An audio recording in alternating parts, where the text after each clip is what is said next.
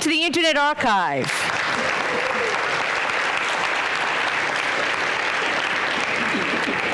I'm Gigi Sohn, and I'm a proud Mozilla Tech Policy Fellow, but more proudly, because my former boss is sitting down there, I'm former counselor to FCC Chairman Wheeler, and you can follow me, please do, on Twitter at GGB Sohn. Isn't this an amazing place? I mean, this is... it's literally, the Internet Archive is literally a temple to knowledge. So it's the largest digital library in the country, and this is their goal, universal access to all knowledge. And unfortunately, Brewster Kahle, the founder and my good friend, is not able to be here today. He's in Germany, but this is just a remarkable space and a remarkable organization. So today we're going to talk about the battle to save net neutrality. Now, I'm sure that most of you know what net neutrality is, but let me just say a few words about it. Okay, net neutrality is the principle that you and I should have control over our internet experience. It should not be AT&T, it should not be Comcast, it should not be Charter. It should be us. Okay? Internet service providers should not be able to block, throttle, or discriminate against content they like or that they don't like. It's that simple. And for 15 years, the Federal Communications Commission tried to enforce principles of net neutrality, and twice federal courts of appeals have said, sorry, you can't do that because you're not willing to base the laws in strong legal authority. You're not willing to look at the Communications Act of 1934, which is the law that governs communications networks in this country, and you're not willing to say, we are going to oversee the broadband market. Now, in February 2015, that all changed. When that gentleman down there, and I think I helped a little bit, adopted the strongest net neutrality rules ever on the books.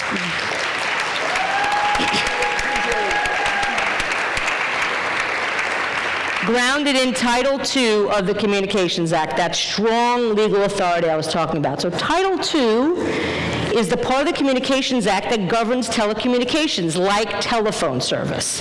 Now, we didn't apply all of Title II to broadband. We, in fact, decided not to apply most of it, but what we did was ensure that the Federal Communications Commission could have oversight over the broadband market. And in 2016, in June 2016, a federal court said, third time's the charm, FCC, you win, you can finally enforce net neutrality rules. Then what happens? Well, elections have consequences, folks. And we now have a different FCC chairman, Ajit Pai, and he's already started a proceeding to repeal those rules. He's had a public comment period. 22 million comments have been filed. And that's where we're going to begin our discussion.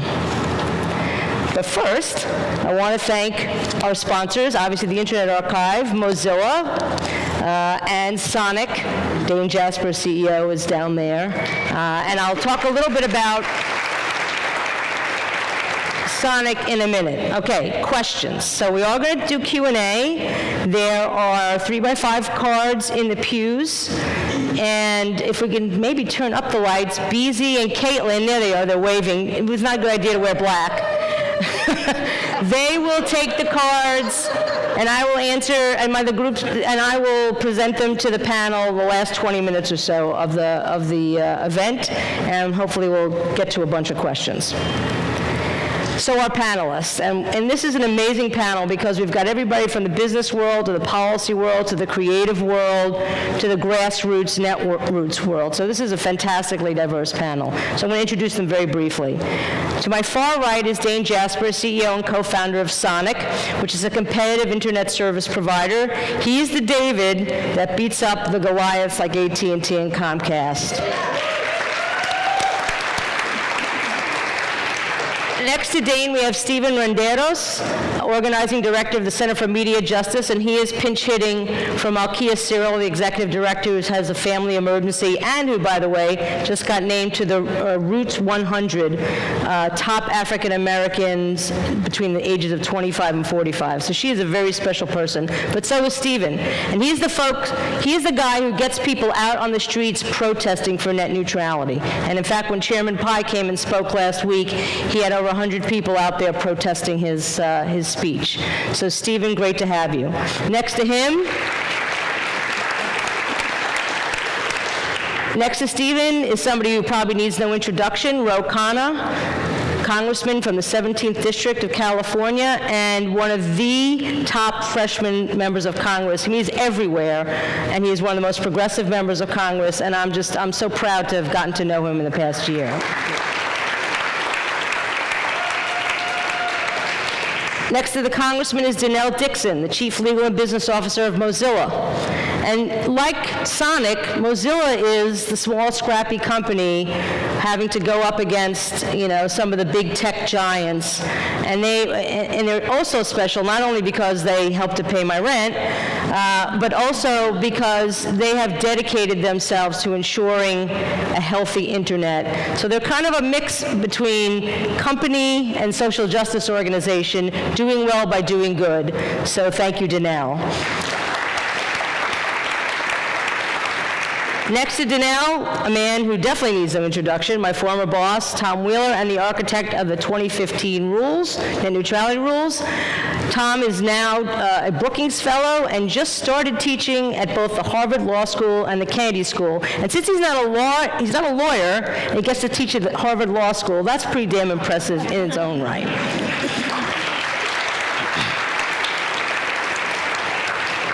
Next to Tom is Amy Aniobi, the supervising producer of Issa Rae's Insecure on HBO, and I believe she was just at the Emmys last night, so if she's a little tired, you'll understand. And Louisa Leshin, I'm not done yet, not done. And Louisa Leshin, who's a writer and executive producer of Just Add Magic on Amazon.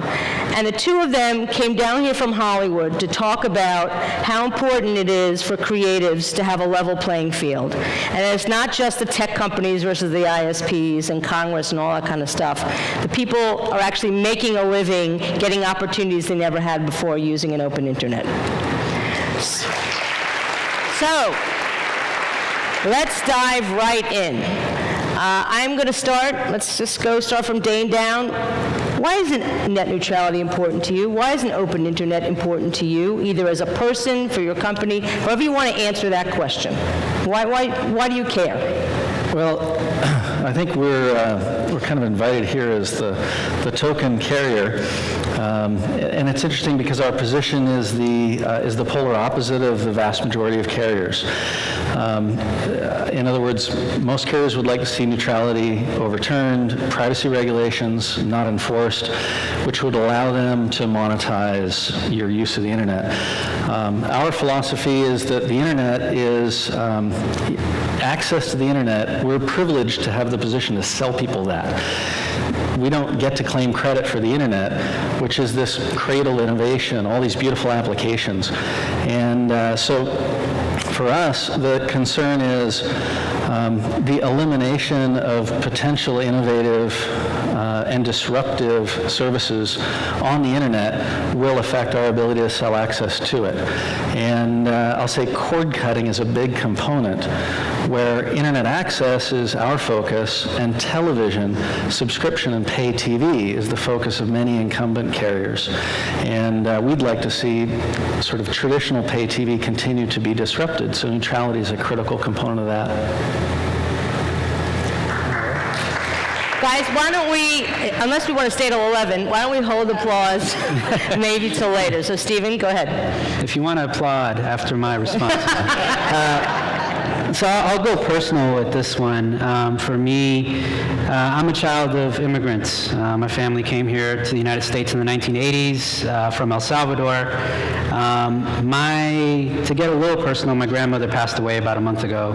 And we're a family that doesn't have a ton of resources, so we sent, my mom, my aunts home to El Salvador so they could bury their mother. And I had to stay back to take care of the family duties out here. And, out here is Los Angeles for me.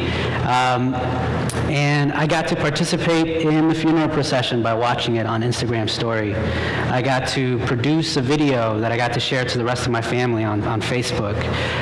So for someone like me who has grown up in a circumstance in which I felt disconnected from my home, felt disconnected from my people, a lot of the people in my organization, the network that we work with, are a bunch of people who feel disconnected with the community around them.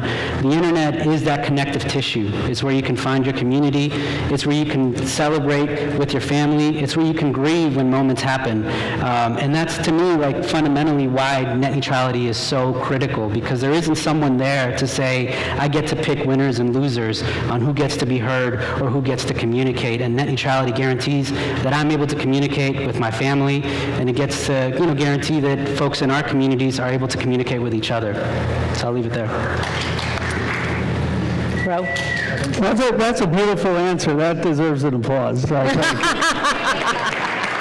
Yeah, I can't control everything, just whatever. And I think there's a principle rooted in what you so eloquently shared with your personal story, and that is that at the heart of Silicon Valley's aspiration is this belief that if you disseminate information, if you give people access to information and knowledge, that we will move to a more just, a more peaceful society and world. It's sort of the Enlightenment principle that we want people to have access to information, and we want people to have access to knowledge. And you have, of course, philosophers, people like Jürgen Habermas, others who have written about what an ideal democracy with information and knowledge would look like. And there's so many constraints on that in the external world. There's money, there's lobbyists, there's undemocratic forces. Well, the internet has this one potential to actually become this democratic place where people have access to participate in dialogue as equals. And net neutrality is that core principle that would allow that. I don't want to see the internet corrupted like so many other institutions have been corrupted.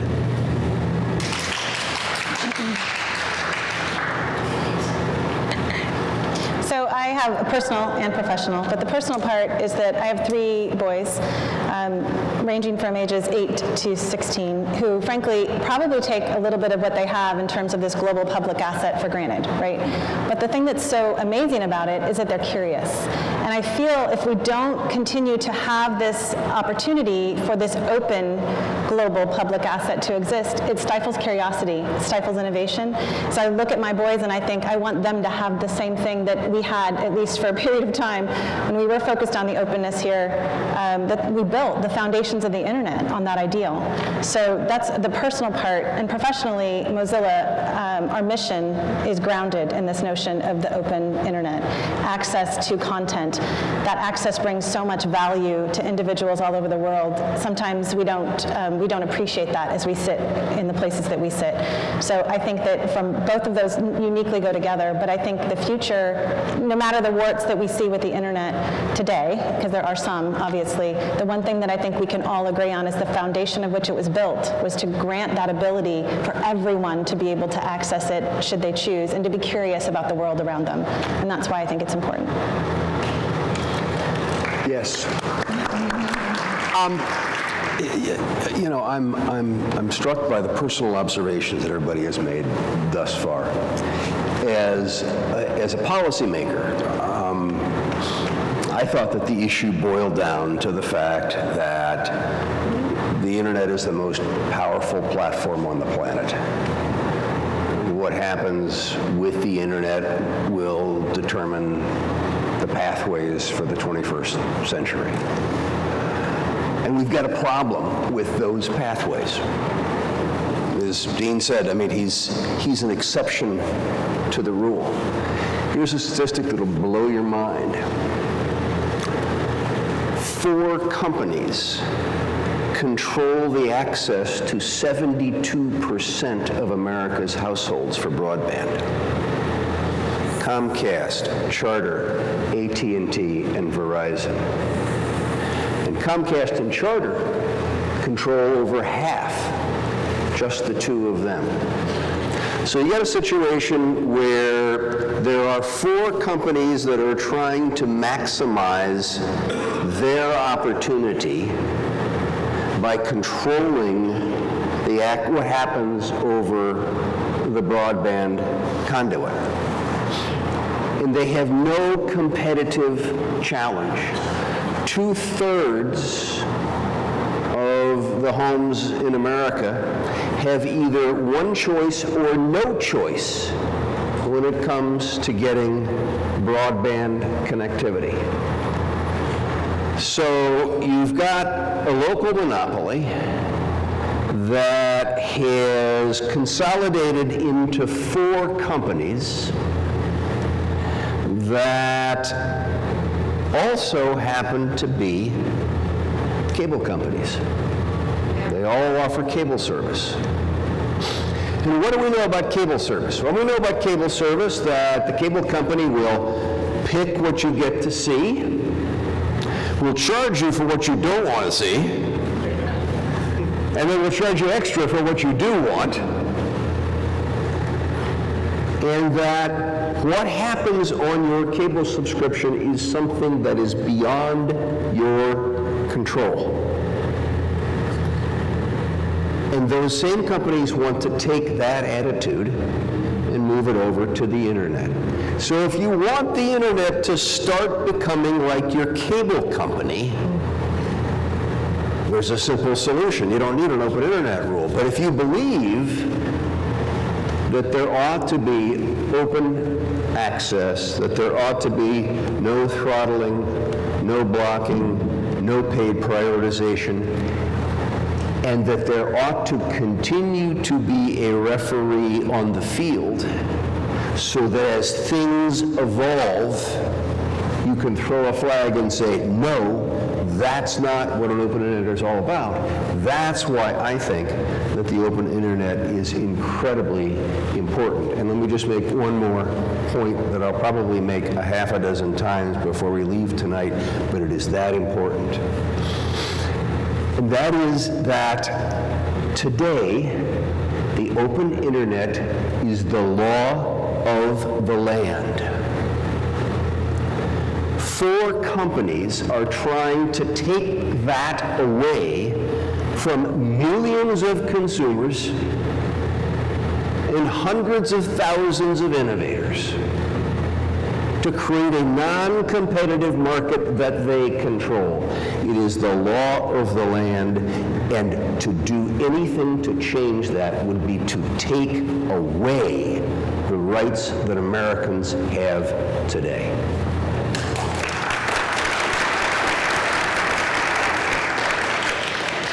Well, I don't want to follow that.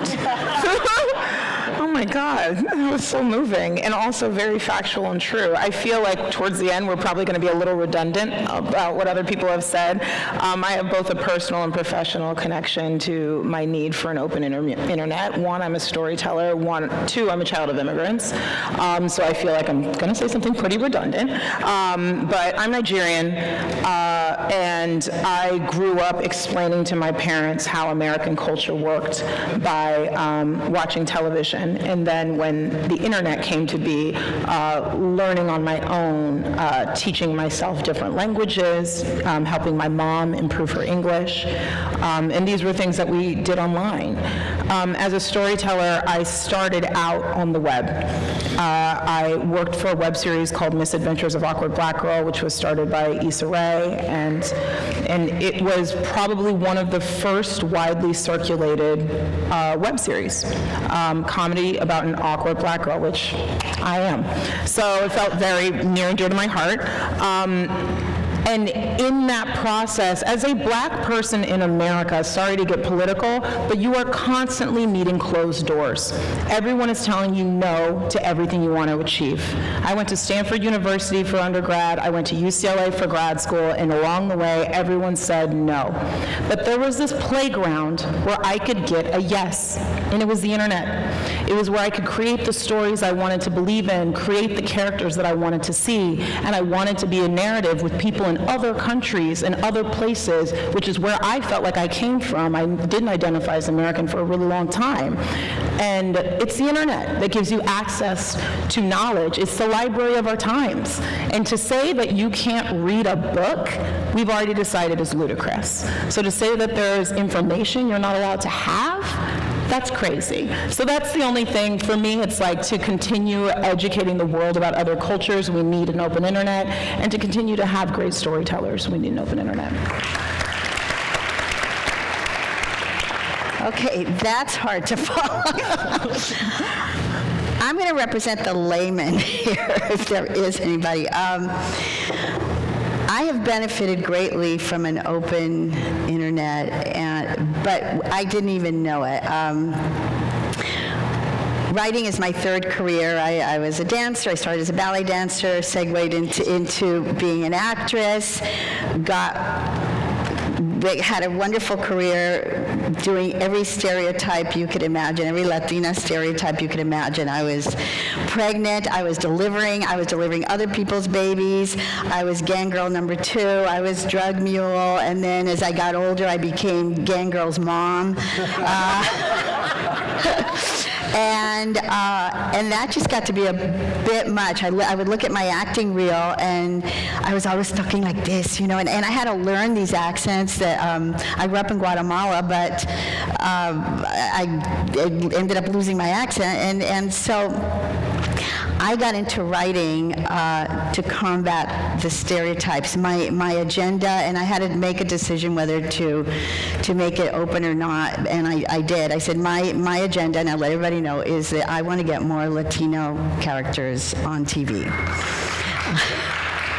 And so I was lucky enough to launch a writing career, but it was my third career, so I started out way older. My expiration date was nearing its end as a professional writer, but I got very lucky, got work, and all that to say that I probably would be retired and, living on some farm or something now if it hadn't been for the advent of streaming, of the Amazons, the Netflix, the Hulus, which has absolutely prolonged my career, given me huge opportunity that I didn't even expect, and so I've benefited from all the work that you've been doing, that everyone's been doing without really knowing it, but I totally was the beneficiary of that in terms of my writing career. So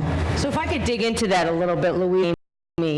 So Louisa, you and I are about the same age, I'd say, and we do remember what the Chairman Wheeler was talking about the age of cable, where basically if the cable operator says you get on, you get on. If you don't, you don't. Can you talk a little bit about, what it was like during that time, maybe your experience, your colleagues' experience, what a struggle it was to be seen, particularly if you're people of color? Well, and Amy, if you want to answer that afterwards, that'd be great too. Go ahead. I mean, we really were knocking on closed doors. There wasn't a lot of pathway for people of color, different voices, and so we were knocking down those doors. And when I started writing, I got on the George Lopez show, and that was the only Latino-oriented show where someone might want to hire me, and I'm very lucky that I did get on that. There just wasn't opportunity for a diverse voice, something different. It was all very cookie cutter. You had your 3 networks, your ABC, NBC, and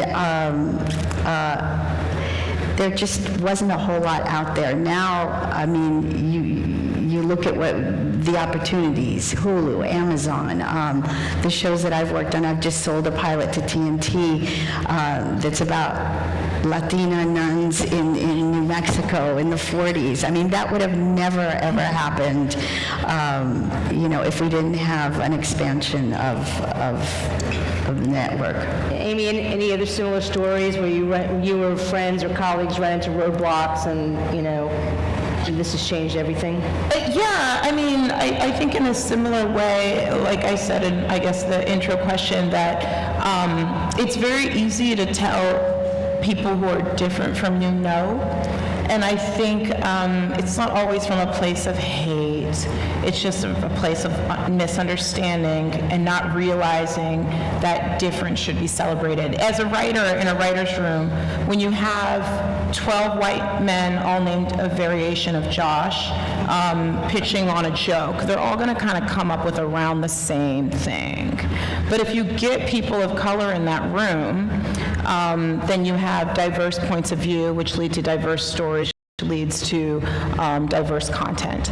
And I think you can see, if anyone watched the Emmys last night, what happens when you get diverse stories. You get Alina Waithe, who's a queer black woman who can tell her coming out story. And yeah, white guy named Joe might not care about that story, but there's a kid in North Dakota who is alone and is thinking of suicide and sees a story like that, and it changes their life.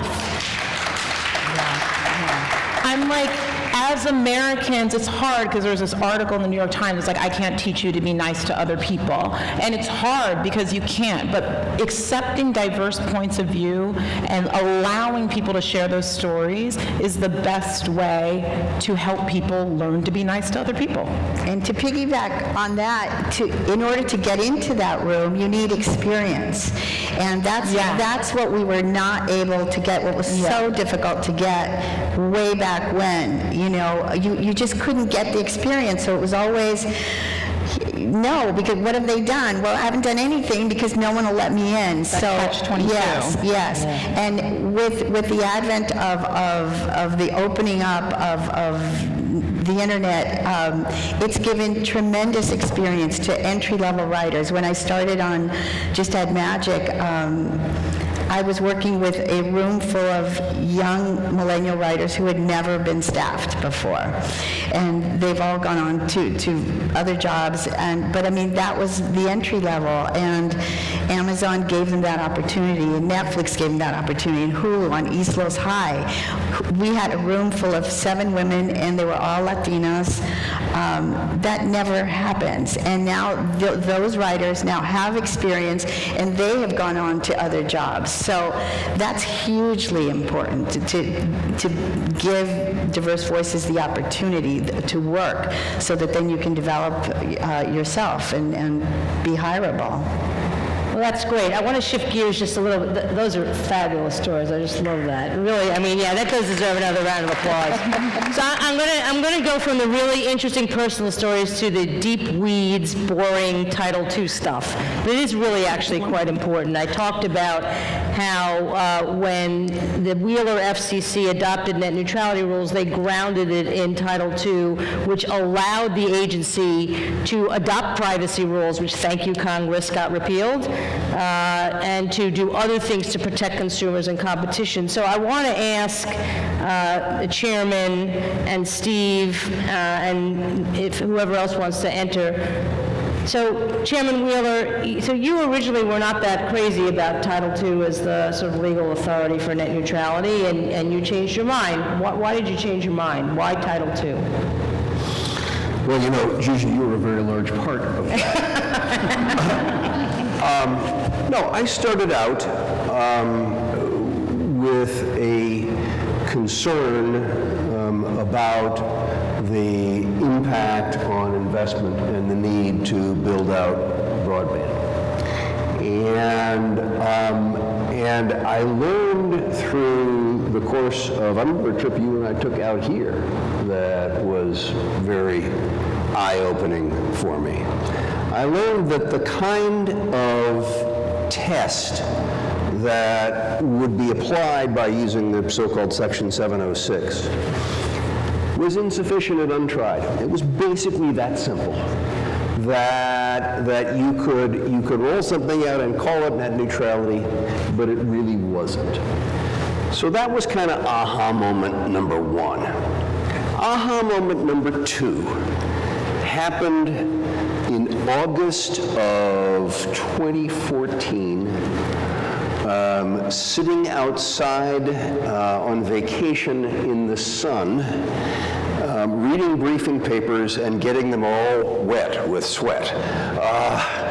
And it was at that point in time that I realized that back when I had worked for the cellular industry, the industry had sent me to Capitol Hill to get the wireless industry declared, get ready for this, a common carrier. And to do it in such a way that all of the old, burdensome, old-time monopoly concepts that are buried throughout Title II, such as stipulating your accounting principles and stipulating who you'll do business with and stipulating what your board is like and all these other things, those all went away. And so the wireless industry said, we want to be common carriers. And that was 25 years ago. And in the intervening 25 years, they've invested like $300 billion. So I kind of went, where have you been all this time? That disproves this concern about investment. And it was at that point in time that I said, there's only one way that you can get the kind of protections that are necessary, and that's Title II. And secondly, as through the experience that I personally had, it will not have the impact that everybody was saying it was having.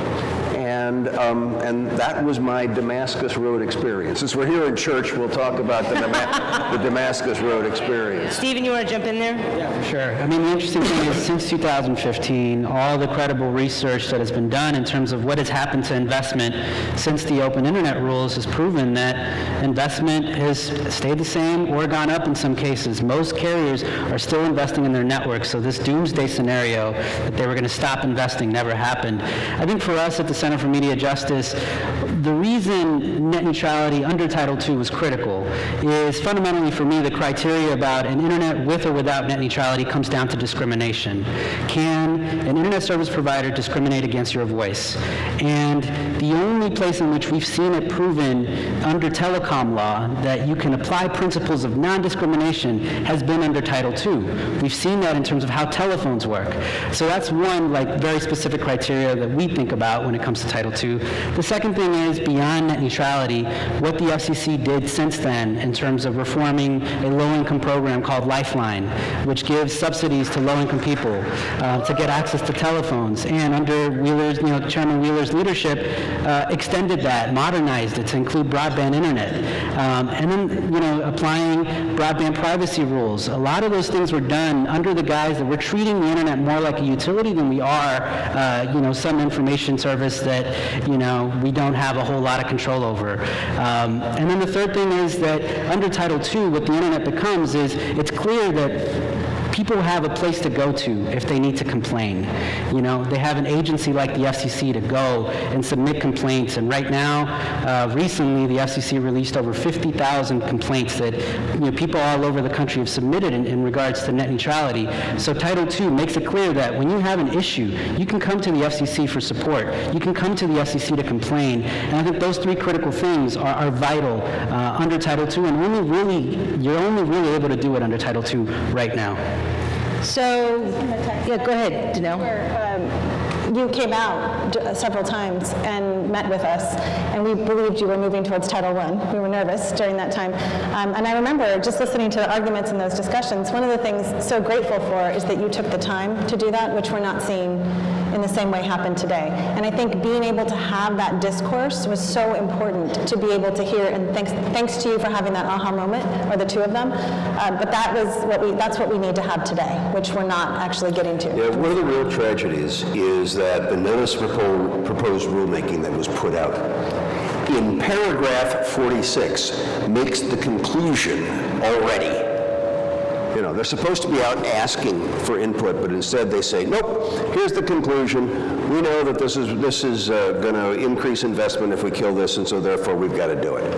And to pile on Stephen for a second, in the 2 years since the Open Internet Rule went into effect, the cable operators, who are the principal broadband providers in America, cable operators have increased their investment in plant by 50%. So much for this argument that keeps getting made that there's some terrible impact on investment. So we're hearing that Title II has not only not dampened broadband investment, it's increased investment. We also know from every single poll that's been taken that net neutrality protections are wildly popular on a bipartisan basis. So Congressman, why is it not popular on a bipartisan basis in Congress?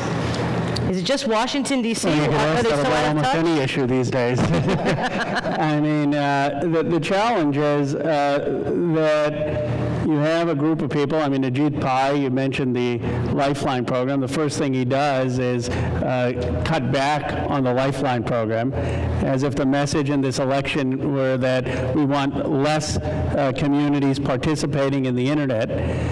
You know, the irony, I was in Appalachia defending the program of tech hire of the administration, which was providing access of tech jobs in Appalachia, of people who voted for Trump. And you have the irony of the administration arguing against that, and the Silicon Valley congressman saying, no, we need high-speed internet and tech jobs in Appalachia. So you have Ajit Pai and an administration that really are not looking at what is in the interest of people. They're looking at what is in the interest of a few companies.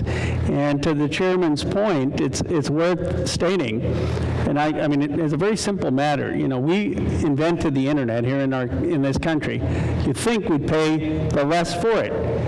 Yet we pay 5 times more than the French. And the reason that we pay so much more is because there's 4 companies that have a monopoly over 72% of the internet.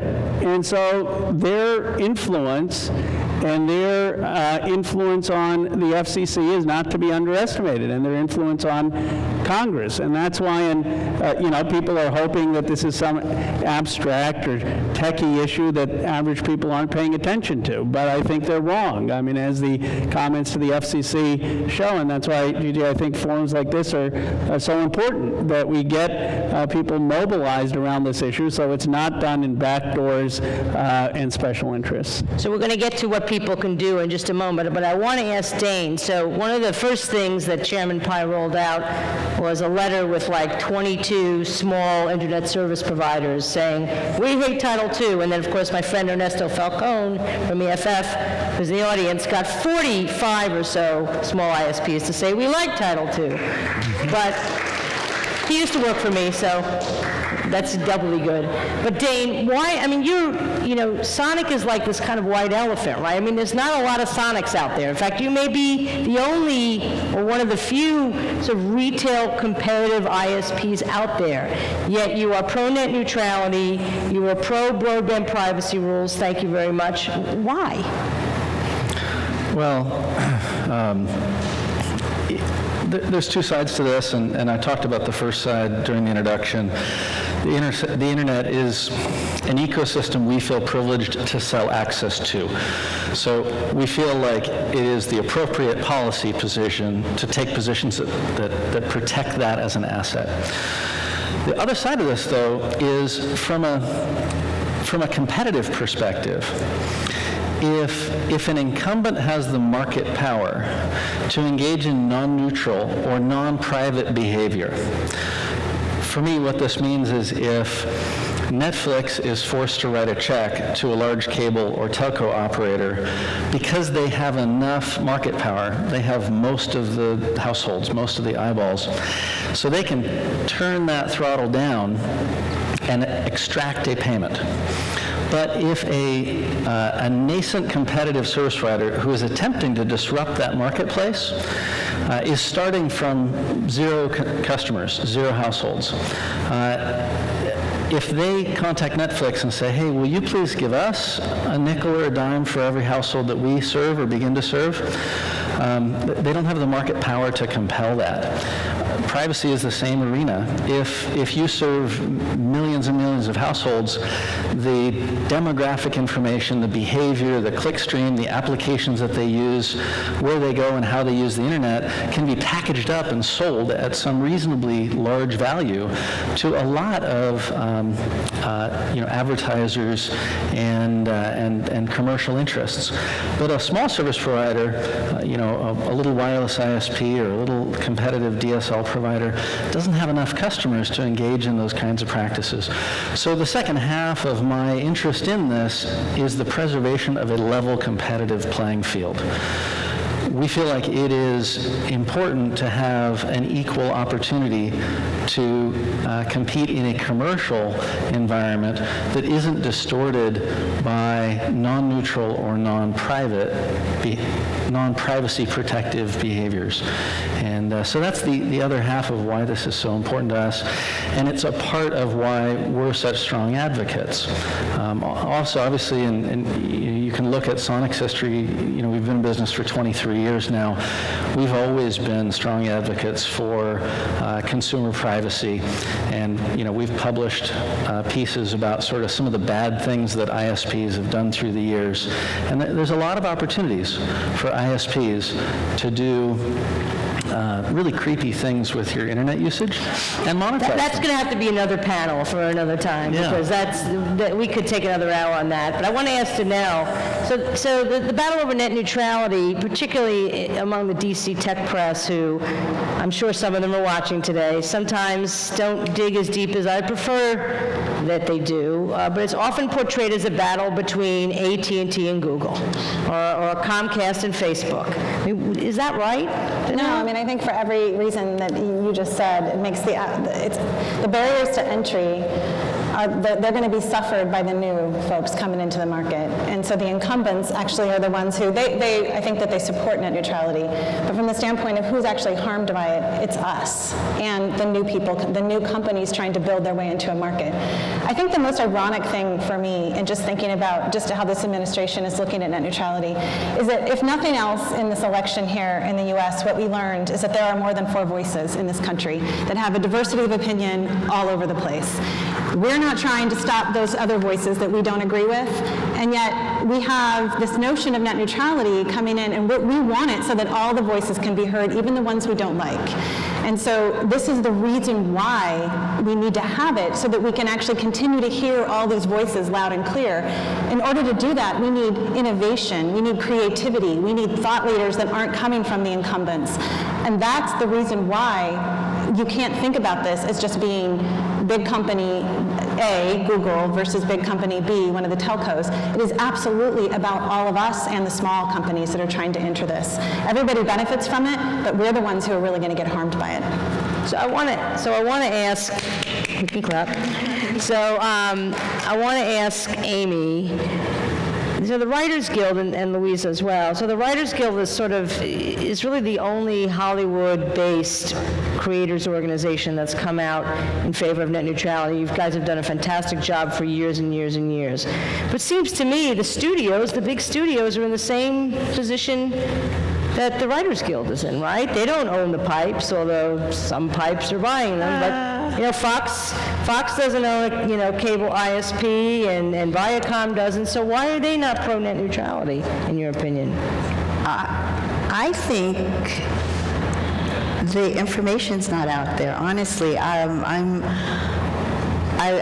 set to have a coffee with my old executive from Amazon, and I said, well, I can't do it this week because I'm up here in San Francisco. And she's like, oh, I'm going to be so interested in knowing what this is about. I mean, she doesn't know, and she's an executive, at Amazon, a big executive. So I don't think that people are talking about it so much, and they don't know what it is. And the WGA is the only one. I mean, nobody that I know, maybe I know some dummies, but we just don't know. Yeah, I agree with that. I find, in a weird way, the Writers Guild is almost always on the forefront of like technological advancement and I think it's because everything starts with the written word. Like SAG, actors only get to act once words are written. Directors only get to direct once words are written. Like they're all responding to us. So very often when things like this, it's 2017 and they just now decided that women can take maternity leave. Like that just happened at the studios in this year. So it's like, that's how behind the studios are. And it was the Writers Guild who asked for it. And all the other guilds were like, whoa, what are you doing? Like, don't ask for that. So like here we are as writers again, like realizing like, wait, if you control the internet, then you're controlling our written word, which means it's going to affect you. But they don't realize it. Is this a setup, Gigi? For what? Do you just want me to say what you and I used to call this? No. Go ahead. Why not? Cable wood. Cable. Yeah. Okay, I mean, the Can you reality... expound on that? The reality is that the closeness of the relationship between cable and the Hollywood production community, because back to my earlier point, the cable operators determine what gets on, okay? And so they have developed this symbiotic relationship. And this new over-the-top streaming is busting that relationship. It's terrific for consumers, it's terrific for writers, it's terrific for actors. But it's not terrific for DirecTV. But it upsets the apple cart for the corporate interests. I mean, it's abundance where they like scarcity. Right. So that's definitely the problem. Let's move on to the status. What's going to happen? I'm asking Steve to take this one on first, and then anybody else who wants to weigh in. What's going to happen? The comment period is closed. What's going to happen next? I think we're shifting into a moment in which, obviously, as Gigi pointed out at the beginning, 22 million comments went into the FCC, the vast majority of those in favor of net neutrality, in support of Title II. We really need to be speaking to our members of Congress, because the next phase of this is going to be what could potentially happen either in Congress can play in terms of pressuring the FCC to not take away this very vital thing that we care about. So a lot of what we're going to be moving towards is doing what we can to educate members of the Hill, to be active and vocal on this, mobilizing the unique voices that are out in our communities. Our network is a network of organizers and activists, media makers, educators. There's a real need for all of our voices to be heard in this moment. And so there's not one of us in this room that isn't going to be affected if this is taken away. So to the extent that we can build on the 22 million that we've gotten and make it an even louder voice, so that Chairman Pai really has to take a moment to pause whether or not he really wants to move in this direction. Anybody else want to weigh in what they think is going to happen? When is it going to happen? And maybe I'll also pitch to the congressman. It seems that the internet service providers and their bought and paid for surrogates are desperate for Congress to act. They say, oh, there's uncertainty and it's ping pong and we want certainty. Of course, there are rules on the books that are very certain right now, but they're literally getting down on bended knee and begging you guys, and frankly begging some of us who are pro-net neutrality, to come to the table and strike a deal on legislation. Do you think that's a good idea? Let's go back to Chairman Wheeler's point, which the law of the land right now is an open internet. So this is one of those areas where you really need Congress to do nothing. Congress doesn't, Congress doesn't have to. Well, that would be par for the course, though, right? And here's the sad part about what's happening, because I think with a mobilized citizenry, we're going to defeat Pai's efforts. But I was talking to a Native American tribe up in Washington, and I was so struck by the story. They said that in their city, when kids were going to take the standardized exam in the high school, a local mayor would put out an edict that no one in the city could use the internet because they did not have enough bandwidth for the kids to be taking their tests and for the city to be using the internet. When I was down in Paintsville, Kentucky, and you had coal miners' kids learning and passionate about learning new skills and learning Apple Swift software and excited about tech companies, you talk to the local leaders there and they'll say businesses aren't going to come unless you have high-speed internet. And here you have us spending time on a debate that has already been settled instead of thinking about how we're going to get more people access to the internet, more people jobs of the 21st century. That's what we ought to be debating instead of going backwards on something that has been settled. Anybody, Danelle? That we not give up on the American people. Like, I know it's hard to get the information out there, but when I first started talking about this issue publicly 4 years ago or so, I started talking to my kids who were then 12, 14, trying to explain it to them.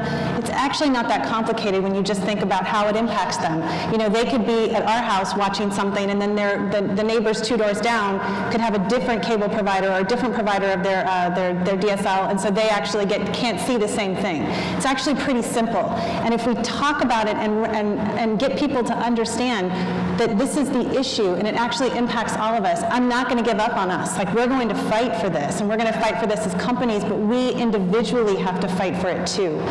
That's one thing I think we all need to mobilize for and to do just what you said.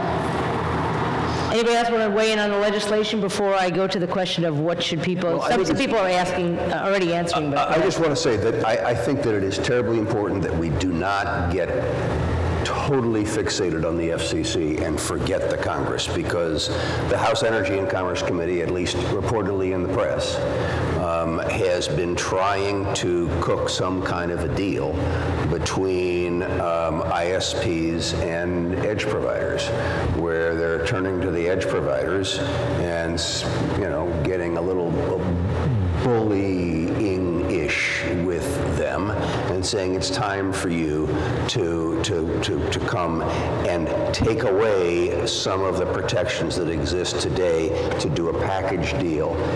And that's why it is so important that we just continue to deliver to Congress the very simple message: don't take away my open internet. Doing anything takes away from the law of the land, as the congressman said. So do we all, it sounds like there's consensus, you got to contact your members of Congress, okay? But what else can people do? And that's pretty simple to do right now. I mean, and my understanding is this is one of the issues, next to health care, it's one of the biggest issues that members get phone calls on. I mean, Stephen, maybe you could speak to that, but what else can people do?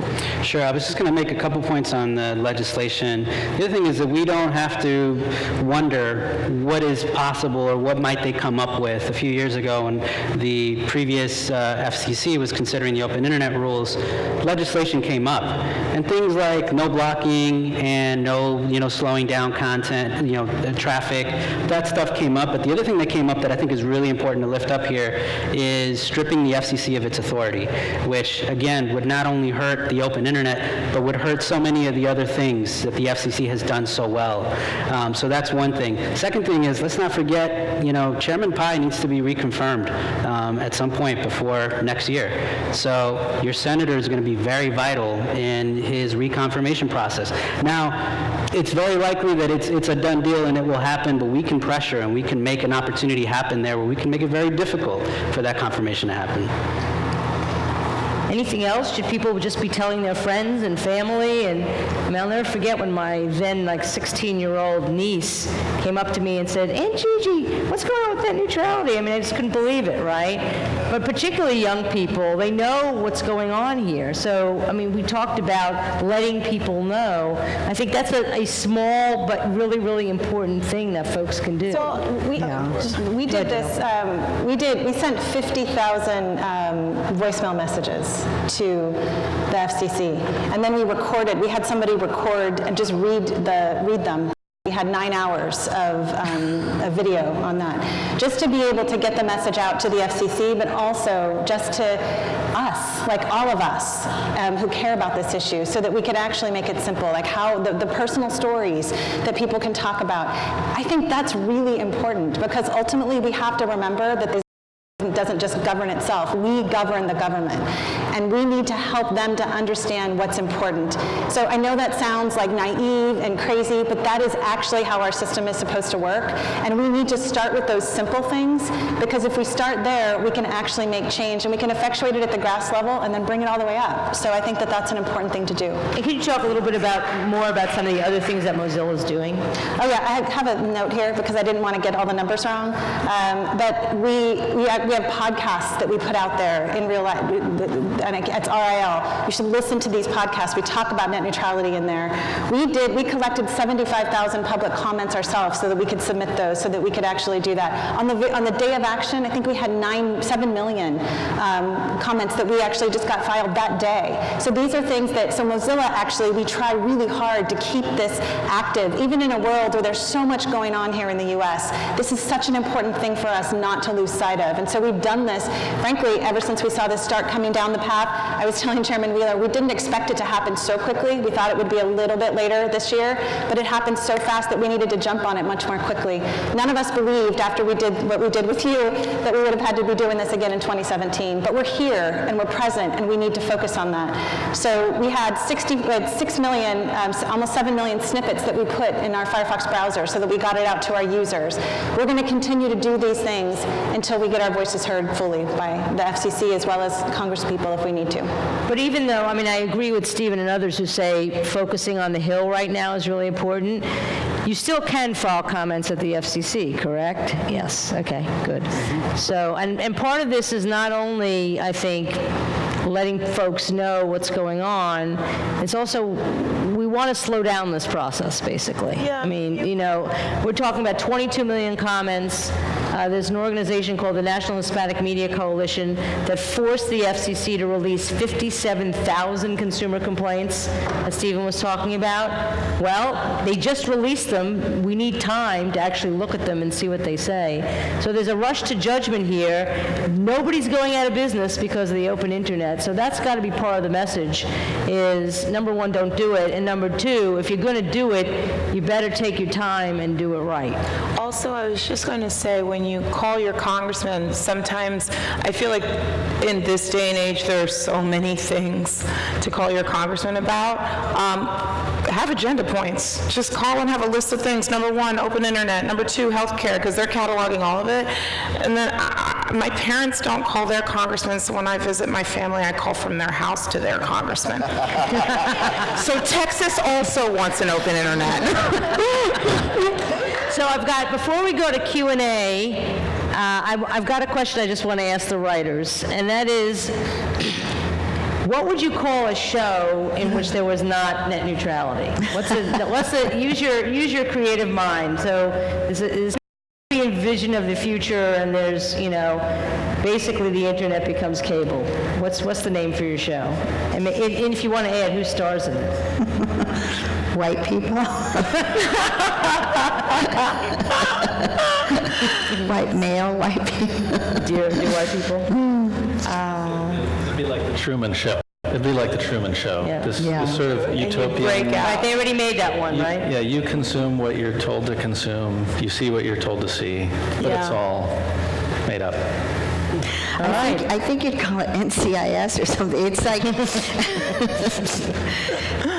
Okay, we got a lot of questions here, so hopefully you guys are ready. So of the big players, it appears only Netflix is actually lobbying for net neutrality. Why not Google, Facebook, Amazon, Microsoft? Anybody want to take that one?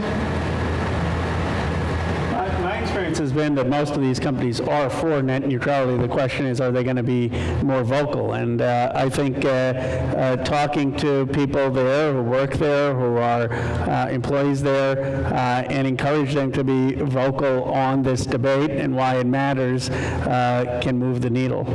I think that we see them in coalitions. And frankly, I'll just say that I don't think that's enough. And so I'd love to see them come out stronger. I do think that there is a lot going on in the United States right now with respect to politics and tech, and I think that there might be some fear coming out against certain issues and reserving it for the big ones. In my opinion, this is a big one. Yeah, I have to wonder if the feeling is that the die is cast, neutrality is going down.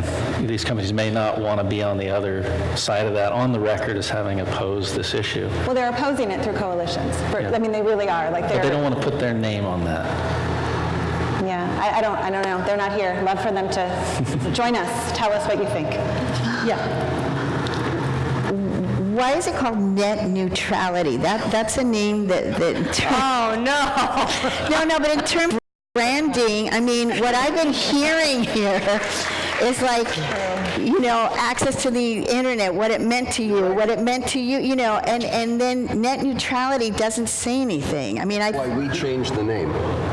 So when we did it, we called it the open internet. Yes. The open internet that is order. so much better. Wow. That's why I'm rewriting it.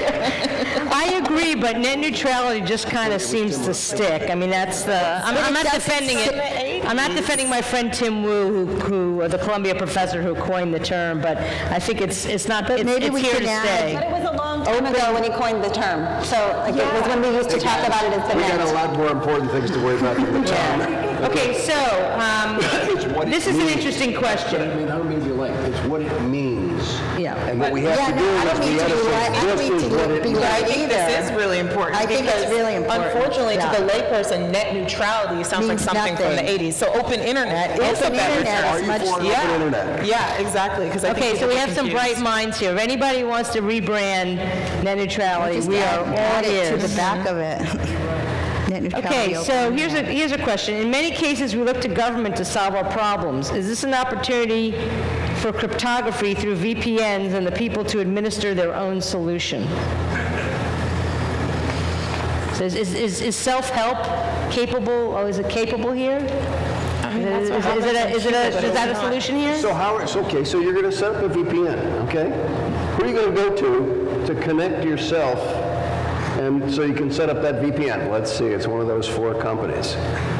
I'd say that, you know, consumers who want to get around the policies of their access provider or eliminate the capability of the access provider to watch what they're doing can purchase a third-party VPN service, but the problem there is that that is a tiny, tiny minority of individuals who have technical skills and an interest in privacy or an interest in policy, and you need the mass market, you need the default behavior to be an open behavior in order for you know, product innovation to occur and the market to be truly open. Yeah, and seeing how that people have done that, like I'm from Nigeria, and there are like power outages all the time there because people have VPN and are like literally connecting to the cable, like straight from the like pole in the neighborhood. It's like, are we going to do that here? You know, it's sort of, if everyone's just like, I'm going to fix it myself, I'm going to jimmy rig it myself, then we're not actually making it better across all borders. I mean, also, a lot of people don't have the knowledge to jerry-rig it. Yes, in some cases it's illegal, and in other cases, it's like, not everybody is a technological whiz. Right. So, I mean, the better way to solve this is through competition policy and net neutrality. Well, I like this question. How do we counteract big ISP's strategy of paying money to minority advocacy groups to denounce net neutrality? Stephen. It's a tough question. I mean, I think it's by telling the better story. And I think when I think about network neutrality, part of what I think about is that as an organization that fights for the media and digital rights of people of color and poor people in the United States, you know, we believe that the right to communicate is, you know, goes hand in hand with the right to transform our world. So the struggle for racial justice for us has always gone hand in hand with the struggle to be heard. The first African American newspaper in the United States, the Freedom's Journal, in their very first edition said, like, we wish to plead our own cause. Far too long have others spoken for us. And that, the innovation of black newspapers in the 1800s was vital to the abolitionist movement. In the civil rights movement, we had the connection of radio and TV. The images you think about, John Lewis being beaten down in Selma. You think about Sheriff Bull Connor in Birmingham, Alabama, with the dogs and the fire hoses. Those images change hearts and minds. Today, the internet is that vehicle for us. We can tell a better story for how people of color are depending on an open internet to make our voices heard. Because when you see video of police shooting a black person, it forces us to have a conversation about police reform, right? So I think it's by telling a better story. Yes, you have a lot of groups out in Washington, D.C. who might pretend to speak on behalf of certain communities, but I think when you think about where movements like Black Lives Matter are at around this issue, one of the co-founders of Black Lives Matter penned an op-ed back in 2014, Patrisse Cullors, in support of Title II, net neutrality. So we can tell better stories. We have better spokespeople. We have wonderful people like Issa Rae who came up during the internet, and because of that, we have wonderful shows like Insecure. So I think we can tell a better story through the people in our very own communities. So a question for Amy and Louisa. I want more citizens to care about net neutrality. How can we follow Arthur Miller's lead with The Crucible? How can we tell stories that inspire and scare people to talk and petition and vote about this topic? And that is actually a really good question that I would not only, I'd like them to answer it first, but others. When does this become an electoral issue? Right? I actually think the privacy repeal is going to be an electoral issue. I think people are actually going to vote on whether they're a member of Congress. They've certainly been screaming and yelling at their members of Congress now for about 8 months on that issue.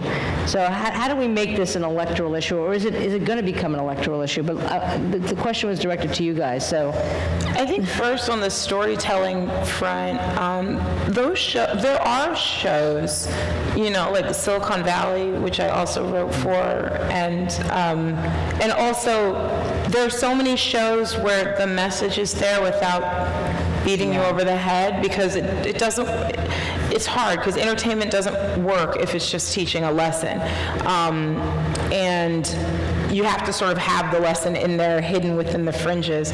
But I think that Freeform, the old ABC or the new ABC Family, has so many shows for teens that kind of have these messages embedded about how kids communicate and how young people thrive in a space where the internet exists. It's just if the audience is picking up on it is the question. Yeah, and I think just having the existence of the show, the fact that it's there, that Insecure exists, so it's more of a meta thing on top of that. It's not so much necessarily embedded within the writing, which is hard to do.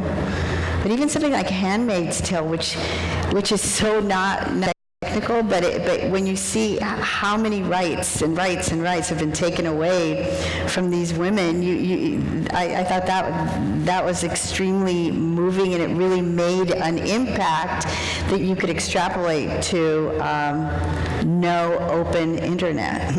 I mean, do folks think that this I would toss this particularly to the congressman, does this have the makings of being an electoral issue?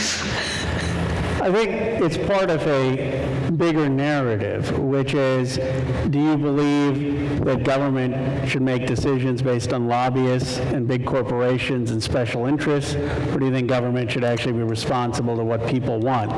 Do people feel empowered to have a say in their own lives, or do they feel like big institutions are dictating the terms? And I think net neutrality, or the open internet, is about empowering people and not empowering lobbyists and special interests. And that, to me, is a huge election issue.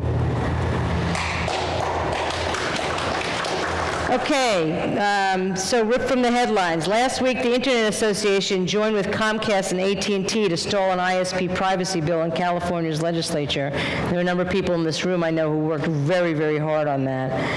Is this the makings of an unholy alliance between big tech and big telecom against our privacy? Anybody want to weigh in on that one?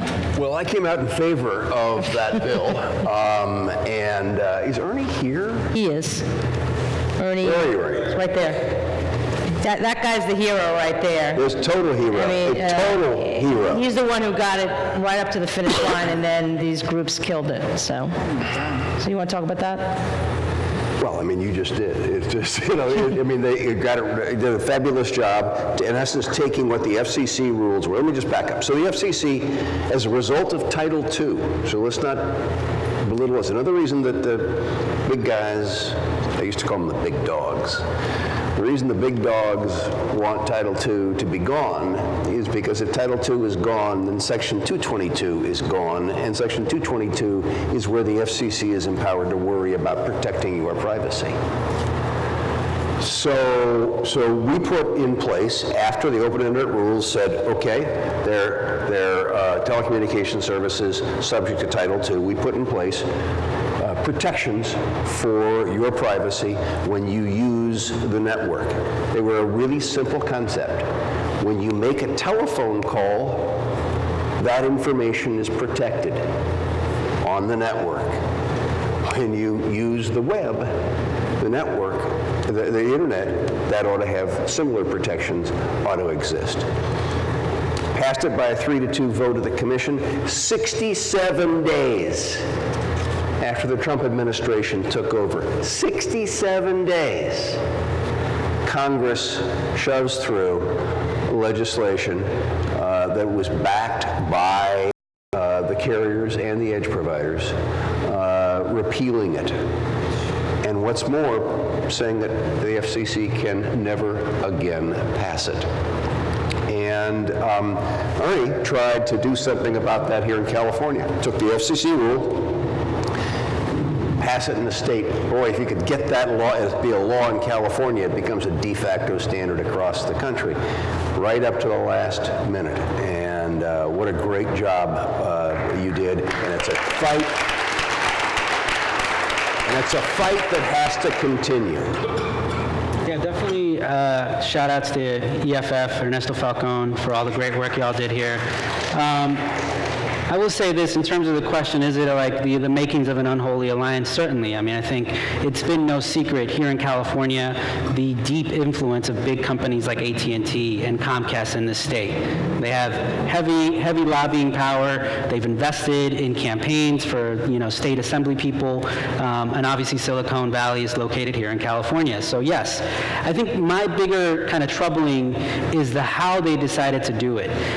Some of the materials coming out from the Internet Association from the other side were using like very hurtful rhetoric, talking about how the passage of this bill would be a win for terrorists.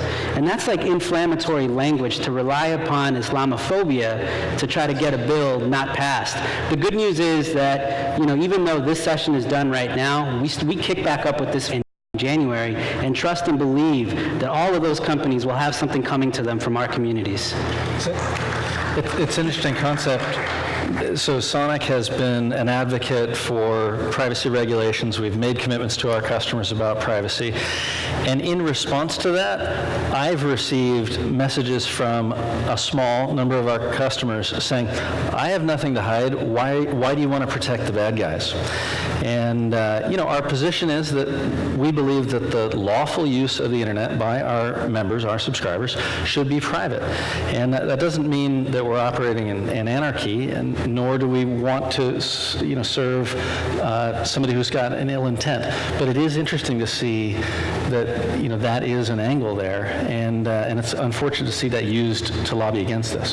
So we see this happen in cybersecurity as well, and we need to be really careful and thoughtful as a constituency about what we're going to whether we're going to let these incidents that are awful and terrible, like terrorist attacks and acts of violence against individuals or groups, we have to be thoughtful about whether we're going to let those instances, which thankfully do not happen every day, control what happens in our everyday life. Because if we don't try to protect our privacy and we don't push for these things, we're going to lose a lot of the protections. Cybersecurity brings us our privacy protections. All these things go hand in hand.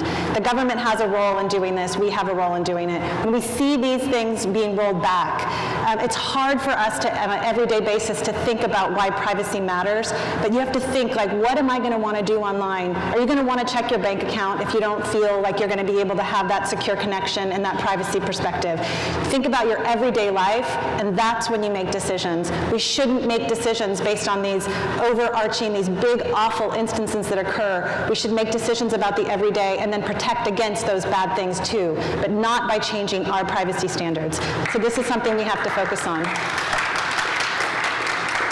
Let me, go ahead. The key thing you just said is we should make those decisions. Yes, that's right. And what the bill here was trying to do and what our rule did was to say nothing more than the consumer has the right to say whether or not their information can be used. It's a simple opt-in kind of a process.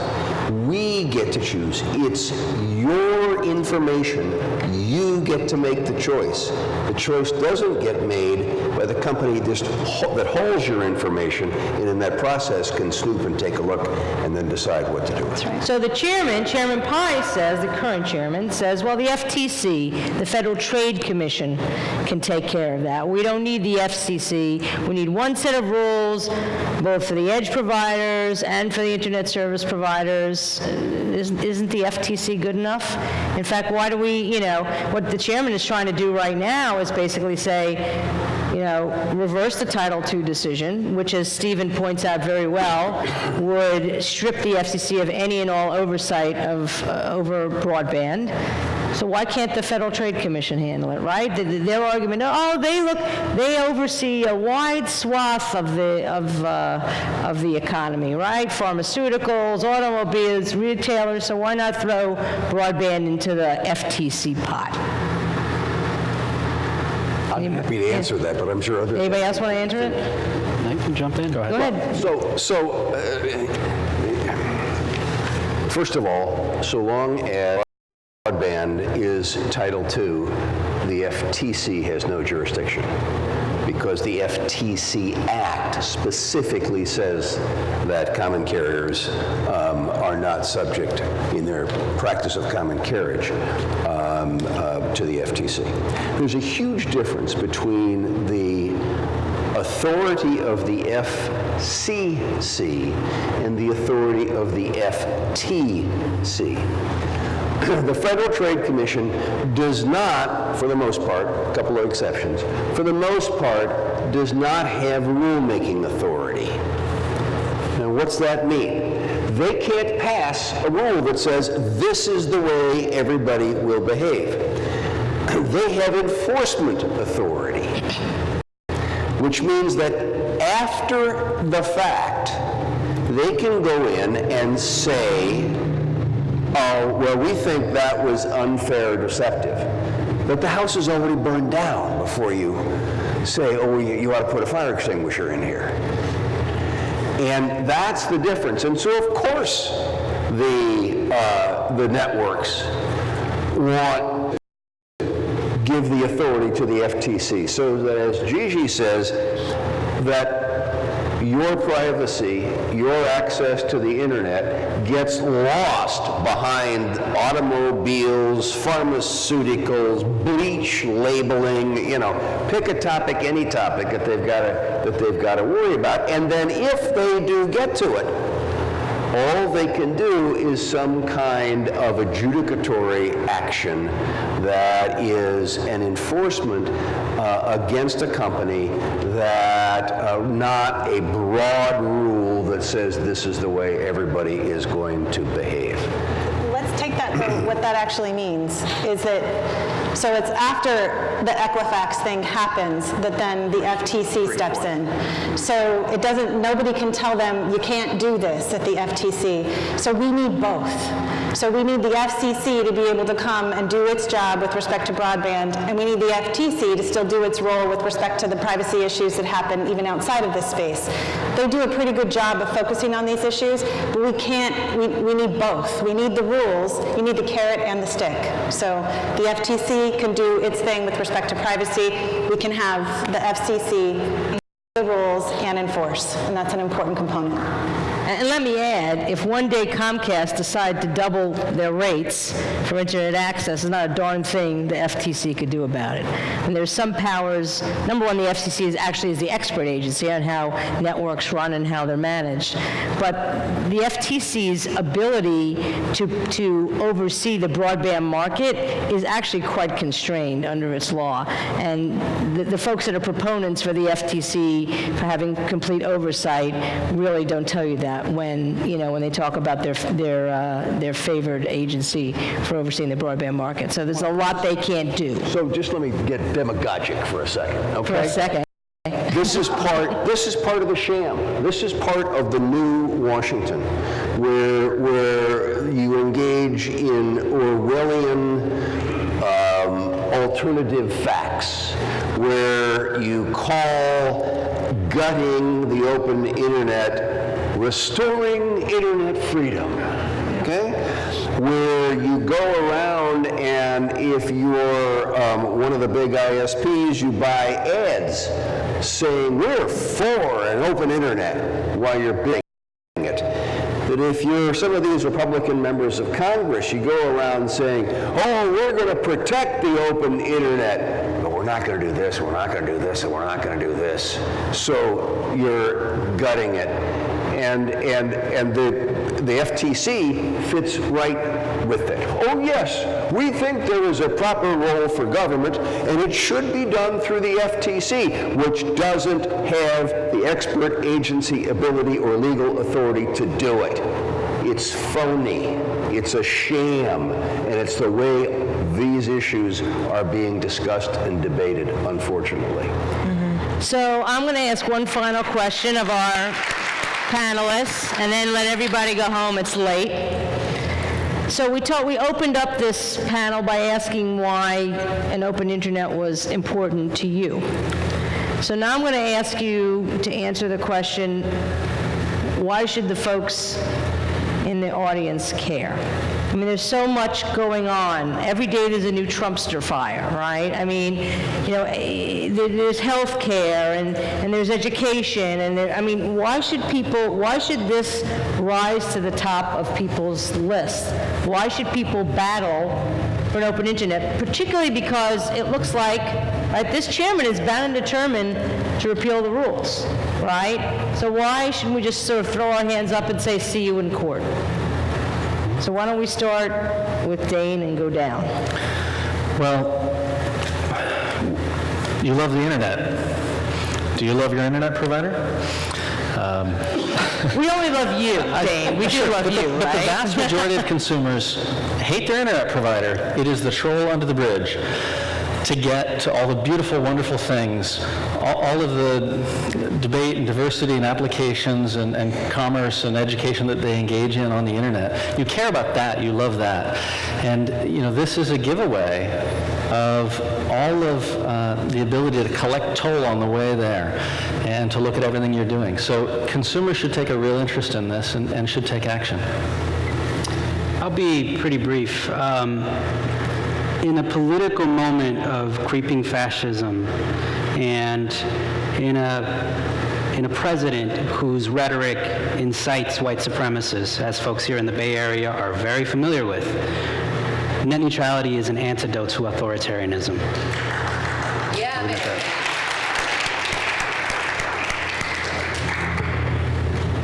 I think the question is the state of our democracy and dialogue and conversation. In the 1940s, the average education of a Caucasian was 9.2 years.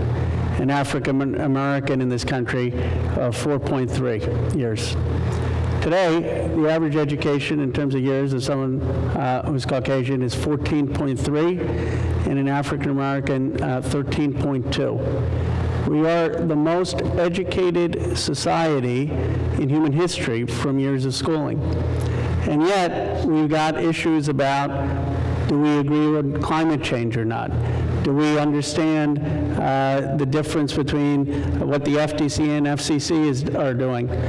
I am optimistic ultimately when I go to town halls in my district about how informed our citizenry can be.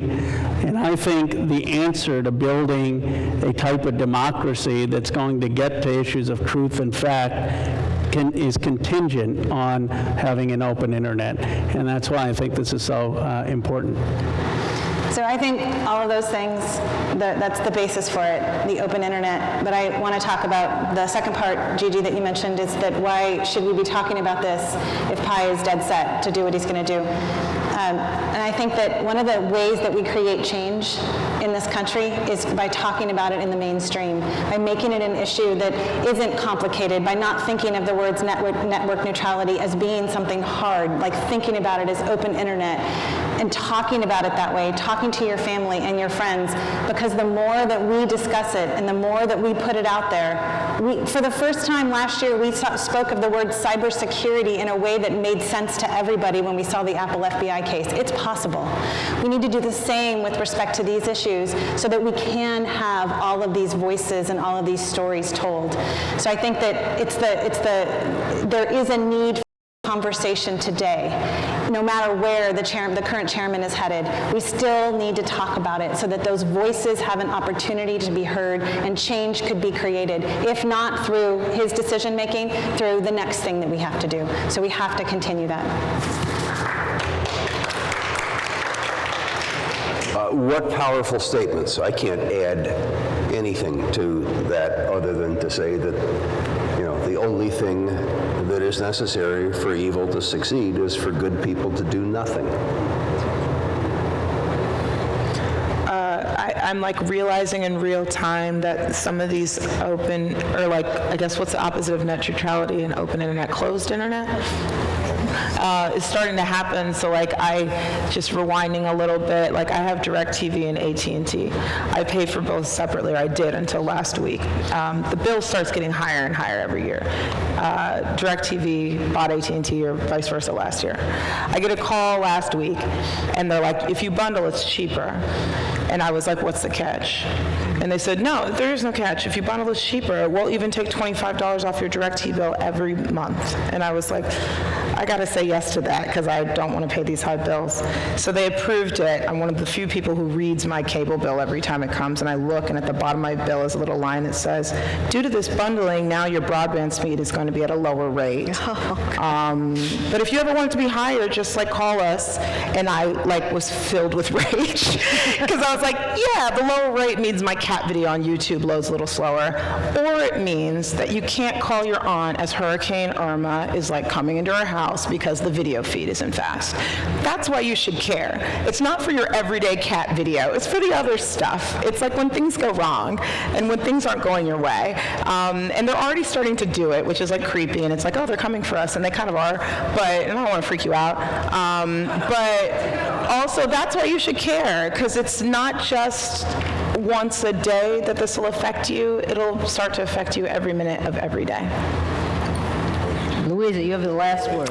Oh, my God. I think, aside from entertainment, opportunity, new voices, I think education, too. Having a millennial, he's been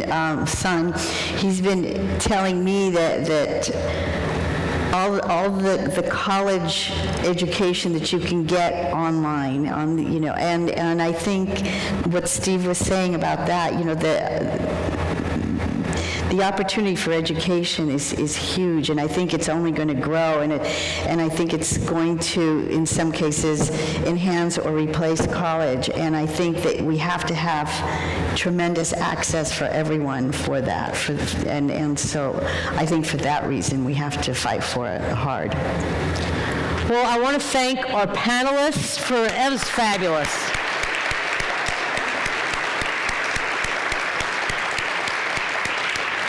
I want to thank, again, our sponsors, Mozilla, Sonic, and especially the Internet Archive. And if there's another one of those beers left over, I would love to have one. And I want to thank all of you for coming, and whoever else is in the audience. See, open Internet allowing for nobody to block or throttle our streaming. So thank you all, and please do. Oh, one last thing. Somebody requested that I read out the number of Congress so you can call your member of Congress. 202-224-3121. This is the number for Congress, okay? If you don't know who your member of Congress is, look it up on the open internet. But please do. I'm telling you, it doesn't take that long, and it's very powerful. So thank you. Good night, everybody, and hope to see you again sometime.